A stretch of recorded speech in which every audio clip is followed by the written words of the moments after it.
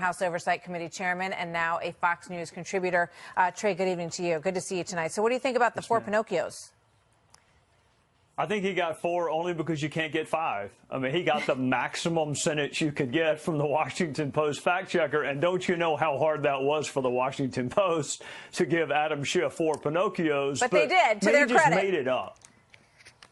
Look, that's the 7th sign of the apocalypse when that happens. So I got to get my affairs in order. But yeah, kudos to them for pointing out that Adam Schiff totally made something up. But he's also a career offender, Martha. It's the same guy that had the parody a week or so ago, the same guy that says he has evidence that even Mueller couldn't find.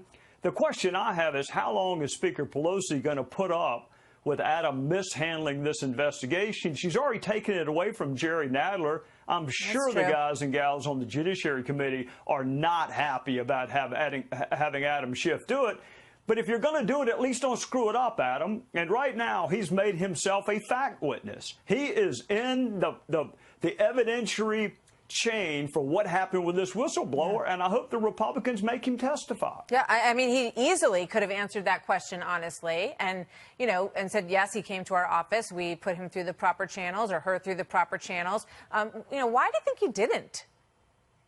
I mean, does it say something about deeper involvement on his part? I mean, what does that reveal, that he wasn't willing to say that, I wonder? In the words of Patty Loveless, that he's got a little trouble with the truth, to quote a country song. I mean, why does anybody lie? Because they're afraid the truth is going to get them in trouble. Schiff has received a pass.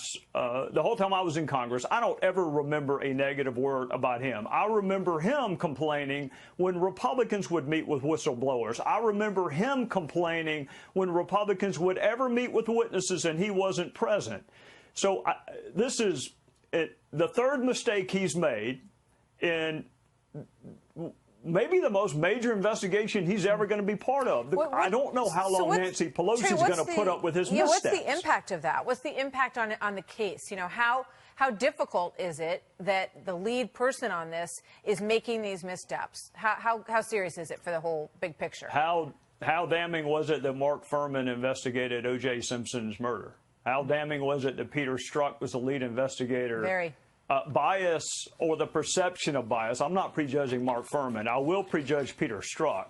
Bias kills investigations. And for anyone who wondered whether or not Adam Schiff could be objective and dispassionate, I never wondered that. But if any of your viewers did, now you know he makes up facts and openings and he lies about meeting with a whistleblower when the truth would have served him just fine. He just decided to lie about it. This is a piece of sound from Susan Rice, who says that there's an attack on democracy coming from 1600 Pennsylvania Avenue. Listen to this, and I want to get your reaction to it. For the first time that I can remember, our democracy is under assault. Our country is, in effect, under attack. You write that in the book, but and you still believe. That attack is coming now from within. It's coming from 1600 Pennsylvania Avenue. And for all the security threats I saw as National Security Advisor, all the challenges we faced, I never thought I'd see that. What do you think of that?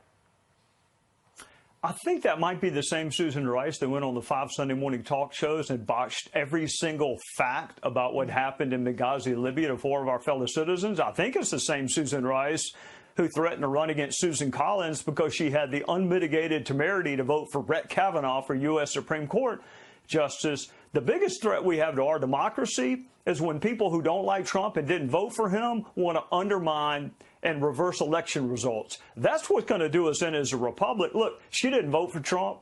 I feel really confident saying that. She didn't vote for him. But you still have to respect the fact that lots and lots of people did. And he won the Electoral College. To say that that is a threat to democracy because you just happen to disagree with someone, the threat is when you undermine the election by trying to impeach and get rid of someone simply because you wish they weren't in office. All right. Wise words. Thank you very much, Trey. Good to see you tonight. Yes, ma'am.